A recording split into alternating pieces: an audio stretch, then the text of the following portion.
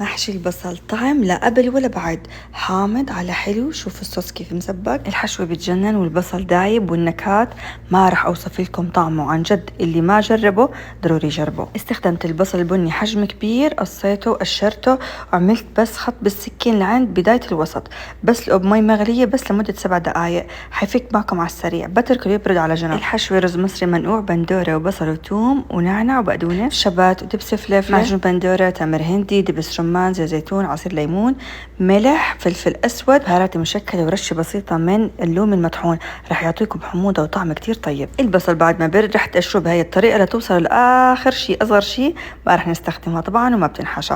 بعدين ببلش احط الحشوه بهذا الشكل وببرمها، راح تبرم معكم بكل سهوله. بالطنجره بحط شرحات من البطاطا وببلش ارتب حبات البصل، وخلوا الجهه المسكره من الاسفل والمفتوحه من الاعلى، ورتبوهم مثل ما انا عم برتبهم بالضبط. السوائل اللي بقيت من الرز بضيف لها شويه دبس رمان، عصير ليمون، زيت زيتون، تمر هندي، معجون البندورة، بظبط الملح وبحطهم فوق البصلات. بعدين بكمل بالمي المغلية، ما بغمر البصل بس ليوصل لهذا الحد. بقفل الطنجرة وعلى الفرن. طبعا فيكم تعملوها على الغاز بس انا بحبها على نار هادية بالفرن. اول ما تغلي بتركها شي ساعة ونص، وبعد ما تطلع حطوا عليها رمان قد ما بدكم وزينوها حسب ذوقكم ورغبتكم، وقدموها وشوفوا ما احلاهم حبة بحبتها. والطعم ما رح اوصف اكتر من هيك، بس رح اقول لكم اذا ما جربتوا طريقتي رح تروح عليكم عن جد. جربوها وبالعافية.